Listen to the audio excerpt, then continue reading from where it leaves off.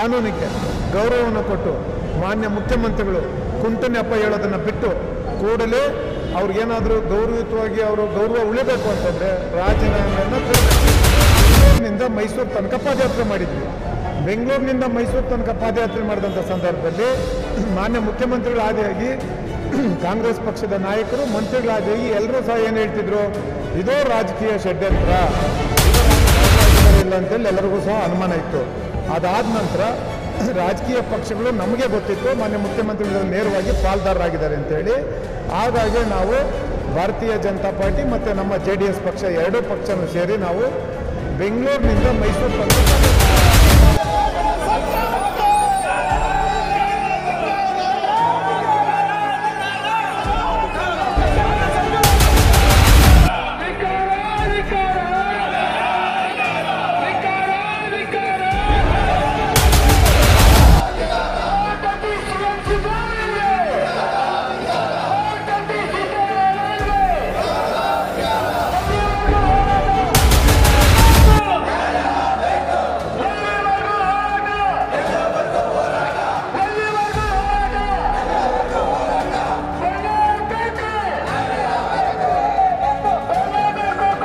ನೋಡಿ.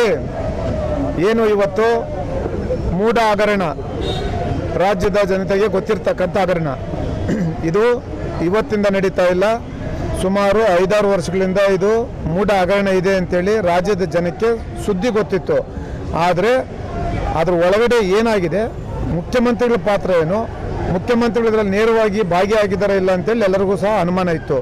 ಅದಾದ ನಂತರ ರಾಜಕೀಯ ಪಕ್ಷಗಳು ನಮಗೆ ಗೊತ್ತಿತ್ತು ಮಾನ್ಯ ಮುಖ್ಯಮಂತ್ರಿಗಳು ಇದರಲ್ಲಿ ನೇರವಾಗಿ ಪಾಲ್ದಾರರಾಗಿದ್ದಾರೆ ಅಂತೇಳಿ. ಹಾಗಾಗಿ ನಾವು ಭಾರತೀಯ ಜನತಾ ಪಾರ್ಟಿ ಮತ್ತು ನಮ್ಮ JDS ಪಕ್ಷ ಎರಡೂ ಪಕ್ಷನೂ ಸೇರಿ ನಾವು ಬೆಂಗಳೂರಿನಿಂದ ಮೈಸೂರು ತನಕ ಪಾದಯಾತ್ರೆ ಮಾಡಿದ್ವಿ.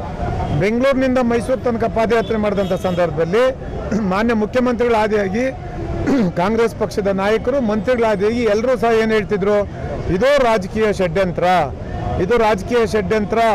ಹಾಗಾಗಿ ನಾನು ಯಾವುದೇ ಕಾರಣಕ್ಕೂ ಯಾವುದೇ ಒಂದು ಇದರಲ್ಲೂ ಸಹ ನಾನು ಒಂದೇ ಒಂದು ಕಪ್ಪು ಚುಕ್ಕೆ ಇಲ್ಲ ಅಂತೇಳಿ ಮಾನ್ಯ ಮುಖ್ಯಮಂತ್ರಿಗಳು ಹೇಳ್ತಾ ಇದ್ರು. ತಮಗೆಲ್ಲ ಗೊತ್ತಿದೆ.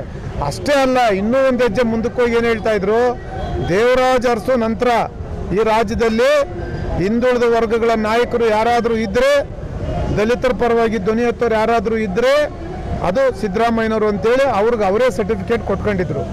ಆದರೆ ಇವತ್ತು ಏನು ಖಾಸಗಿ ದೂರನ್ನು ಏನು ಮಾನ್ಯ ಗವರ್ನರ್ ಅವ್ರಿಗೆ ಕೊಟ್ಟು ಅದರಿಂದ ಇವತ್ತೇನು ಮಾನ್ಯ ಗವರ್ನರ್ ಅವರು ಇವರಿಗೆ ಪ್ರಾಸಿಕ್ಯೂಷನ್ಗೆ ಅನುಮತಿಯನ್ನು ಕೊಟ್ಟಿದ್ರು. ಆದರೆ ಇವತ್ತು ಅದನ್ನು ಕಾಂಗ್ರೆಸ್ ಪಕ್ಷದ ನಾಯಕರು ಅವರು ಸಹ ನಾವೇನು ಪಾದಯಾತ್ರೆ ಮಾಡಿದ್ವಿ ಒಟ್ಟೊಟ್ಟಿಗೆ ಅವರು ಸಹ ಬೆಂಗಳೂರಿನಿಂದ ಇದು ಮೈಸೂರು ತನಕ ಅವರು ಸಹ ನಮಗಿಂತ ಮುಂಚೆ ಹೋಗಿ ಒಂದೊಂದು ಸಮಾವೇಶ ಮಾಡಿದ್ರು. ತಮಗೆಲ್ಲ ಗೊತ್ತಿದೆ. ಆದರೆ ಇವತ್ತು ಏನು ಗವರ್ನರ್ ಅವರು ಏನು ಆದೇಶವನ್ನು ಮಾನ್ಯ ಮುಖ್ಯಮಂತ್ರಿಗಳ ವಿರುದ್ಧ ತನಿಖೆಗೆ ಏನು ಆದೇಶವನ್ನು ಕೊಟ್ಟಿದ್ರು, ಇವತ್ತು ಉಚ್ಚ ನ್ಯಾಯಾಲಯ ವಿಶೇಷವಾಗಿ ಇವತ್ತು ಏನು ನೀವೇನು ಅಕ್ರಮ ಎಸಗಿದ್ದೀರಿ ಅಂತೇಳಿ ಇವತ್ತಿನ ಬೆಳಗ್ಗೆ ಪತ್ರಿಕೆಗಳಲ್ಲಿ ಮಾಧ್ಯಮದವ್ರು ತೋರಿಸ್ತಾ ಇದ್ದೀರಿ ಏನೆಲ್ಲ ಇದರಲ್ಲಿ ಅಕ್ರಮಗಳು ಎಸಗಿದ್ದಾರೆ ಅಂತೇಳಿ. ಹಾಗಾಗಿ ಮಾನ್ಯ ಮುಖ್ಯಮಂತ್ರಿಗಳು ಇವತ್ತು ಕೂಡಲೇ ಏನು ನ್ಯಾಯಾಲಯ ಇವತ್ತು ಅವ್ರ ವಿರುದ್ಧ ಇವತ್ತು ಮಾನ್ಯ ಮುಖ್ಯಮಂತ್ರಿಗಳು ತಪ್ಪು ಮಾಡಿದ್ದಾರೆ ಅಂತ ಏನು ಹೇಳಿದ್ದಾರೆ, ಈಗಲಾದರೂ ಈ ನೆಲದ ಕಾನೂನಿಗೆ ಗೌರವವನ್ನು ಕೊಟ್ಟು ಮಾನ್ಯ ಮುಖ್ಯಮಂತ್ರಿಗಳು ಕುಂಟನೆಪ್ಪ ಹೇಳೋದನ್ನು ಬಿಟ್ಟು ಕೂಡಲೇ ಅವ್ರಿಗೇನಾದರೂ ಗೌರವಯುತವಾಗಿ ಅವರು ಗೌರವ ಉಳಿಬೇಕು ಅಂತಂದರೆ ರಾಜೀನಾಮೆಯನ್ನು ಕೊಡಬೇಕು. ಅವರೇನಾದರೂ ಇದೇ ರೀತಿ ಮೊಂಡಾಟ ಆಡಿ ರಾಜೀನಾಮೆ ಕೊಡದೆ ಹೋದರೆ ನಾವು JDS ಪಕ್ಷದ ವತಿಯಿಂದ ಎಲ್ಲ ಜಿಲ್ಲಾ ಕೇಂದ್ರಗಳಲ್ಲೂ ಸಹ ನಾವು ಪ್ರತಿಭಟನೆಯನ್ನು ಹಮ್ಮಿಕೊಳ್ತೀವಿ, ಕಾನೂನು ಸಮರವನ್ನು ಸಾರ್ತೀವಿ. ಯಾವುದೇ ಕಾರಣಕ್ಕೂ ಇದರಿಂದ ಸರಿಯತಕ್ಕಂಥ ಮಾತಿಲ್ಲ. ಇವತ್ತು ನಾವು ಕರ್ನಾಟಕ ರಾಜ್ಯದ ಮುಖ್ಯಮಂತ್ರಿಗಳಾಗಿರ್ತಕ್ಕಂತಹ ಸಿದ್ದರಾಮಯ್ಯನವರ ರಾಜೀನಾಮೆಯನ್ನು ಕೊಡಬೇಕು ಅಂತ ಒತ್ತಾಯ ಮಾಡಿ ಇಲ್ಲಿ ಪ್ರತಿಭಟನೆ ಮಾಡ್ತಾ ಇದ್ದೇವೆ. ನಿಮಗೆಲ್ಲ ತಿಳಿದ ವಿಷಯವಾಗಿದೆ, ಗವರ್ನರ್ ಅವರು ಸಿದ್ದರಾಮಯ್ಯನವರ ವಿರುದ್ಧ ಏನು ಬಂದಿತ್ತು ಖಾಸಗಿ ದೂರುಗಳು ಅದನ್ನು ಆಧಾರ ಮಾಡಿ ಅವರ ಮೇಲೆ ಕೇಸನ್ನು ದಾಖಲೆ ಮಾಡಬೇಕು ಅಂತ ಹೇಳಿ ಅನುಮತಿಯನ್ನು ಕೊಟ್ಟಿದ್ದಾರೆ. ಇದರ ವಿರುದ್ಧ ಸಿದ್ದರಾಮಯ್ಯನವರು ಹೈಕೋರ್ಟ್ನಲ್ಲಿ ಅರ್ಜಿಯನ್ನ ಹೂಡಿದ್ರು. ಅರ್ಜಿ ವಜಾ ಆಗಿದೆ. ಉಚ್ಚ ನ್ಯಾಯಾಲಯ ತನ್ನ ತೀರ್ಪಿನಲ್ಲಿ ಏನು 50-50 ಅನುಪಾತದಲ್ಲಿ ಮೈಸೂರು ನಗರಾಭಿವೃದ್ಧಿ ಪ್ರಾಧಿಕಾರ ಹಂಚಿಕೆ ಆಗಿರ್ತಕ್ಕಂಥ ಸೈಟ್ಗಳ ಹಂಚಿಕೆ ಏನಿದೆ ಎಲ್ಲ ಒಂದು ಕಡೆ ಸಿದ್ದರಾಮಯ್ಯನವರ ಕಾಣದ ಕೈ ಈ ಹಂಚಿಕೆಯಲ್ಲಿದೆ.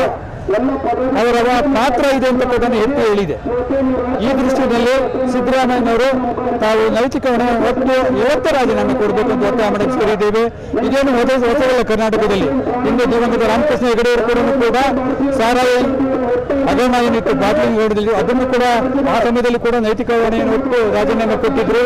ಅದೇ ರೀತಿಯಾಗಿ ಕೂಡ BS ಯಡಿಯೂರಪ್ಪನ ಮಾಜಿ ಮುಖ್ಯಮಂತ್ರಿಗಳು ಕೂಡ ಅವರು ಕೂಡ ಈ BDAನಲ್ಲಿ ನೋಟಿಫಿಕೇಶನ್ ಆಗಿರ್ತಕ್ಕಂಥ ಏನು ಡಿನೋಟಿಫಿಕೇಶನ್ ಆಫ್ ಲ್ಯಾಂಡ್ ಇತ್ತು ಅದರ ನೈತಿಕ ಹೊತ್ತು ಕೂಡ ರಾಜೀನಾಮೆ ಕೊಟ್ಟಿದ್ದಾರೆ.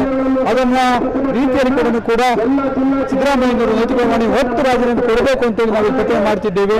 ಮುಂದಿನ ದಿನಗಳಲ್ಲಿ ಕೂಡ ನಾವು ರಾಜ್ಯಾದ್ಯಂತ ಪ್ರತಿಭಟನೆಯನ್ನು ಮುಂದುವರಿಸ್ತೀವಿ. ಸರ್, ಇವತ್ತಿನ ಪ್ರತಿಭಟನೆ ಈ ಭ್ರಷ್ಟ ಕಾಂಗ್ರೆಸ್ ವಿರುದ್ಧ, ಈ ನಮ್ಮ ಸಿದ್ದರಾಮಯ್ಯ ಅವರ ವಿರುದ್ಧ ನಿನ್ನೆ ಉಚ್ಚ ನ್ಯಾಯಾಲಯ ಏನು ಆದೇಶ ಕೊಟ್ಟಿದೆ, ರಾಜ್ಯಪಾಲರು ತಗೊಂಡಿರೋ ಡಿಸಿಷನ್ ಸರಿಯಾಗಿದೆ, ಅವ್ರು ಏನು ಹೆಚ್ಚು ಕಡಿಮೆ ಮಾಡಿಲ್ಲ, ಇದರಲ್ಲಿ ಇನ್ವೆಸ್ಟಿಗೇಷನ್ ಆಗಲೇಬೇಕಂತ ಏನು ಅವ್ರು ಆದೇಶ ಕೊಟ್ಟಿದ್ದಾರೆ. ಆ ಆದೇಶ ಮೇರೆಗೆ ಇವ್ರು ಯಾವುದೇ ಕಾರಣಕ್ಕೂ ರಾಜೀನಾಮೆ ಕೊಡಲೇಬೇಕು. ಒಬ್ಬ ವ್ಯಕ್ತಿ ಆರೋಪಿ ಸ್ಥಾನದಲ್ಲಿದ್ದು CM ಆಗಿದ್ದು ಇನ್ವೆಸ್ಟಿಗೇಷನ್ ಮಾಡಿಸ್ಬೇಕಂದ್ರೆ ಯಾವುದೇ ಕಾರಣಕ್ಕೂ ಆಗಲ್ಲ. ಈಗಾಗಲೇ 187 ಕೋಟಿ ಈ ST ಹಗರಣ ಏನಾಗಿದೆಯೋ, ST ದುಡ್ಡು ಹಗರಣ ಏನಾಗಿದೆಯೋ ಇದರಲ್ಲಿ ಚಾರ್ಜ್ ಶೀಟಲ್ಲಿ ಈ B ನಾಗೇಂದ್ರ ಬಾಬು ಯಾರು ಸಚಿವರಿದ್ರು ಚಾರ್ಜ್ ಶೀಟಲ್ಲಿ ಅವ್ರ ಹೆಸರಿಲ್ಲ, ದದ್ದಲ್ ಅವ್ರ ಹೆಸರಿಲ್ಲ. ಪಾಪ ಅಧಿಕಾರಿಗಳು ಮಾಡಿರೋದು ಅಂತ ಅಧಿಕಾರಿಗಳೇ ಹೆಸರು ಮೆನ್ಷನ್ ಮಾಡಿದ್ದಾರೆ. ಈ ರೀತಿ ಮೋಸ ಮಾಡ್ತಾ ಇದ್ದಾರೆ, ಬೇಜಾನ್ ಲೂಟಿ ಮಾಡ್ತಾ ಇದ್ದಾರೆ. ಅದಕ್ಕಾಗಿ ಇವತ್ತು ನಾವು ಪ್ರತಿಭಟನೆ ಮಾಡ್ತಾ ಇದ್ದೀವಿ. ಯಾವುದೇ ಕಾರಣಕ್ಕೂ ಸಿದ್ದರಾಮಯ್ಯನವರು ರಾಜೀನಾಮೆ ಕೊಡಲೇಬೇಕಂತ ನಮ್ಮ ಆಗ್ರಹ.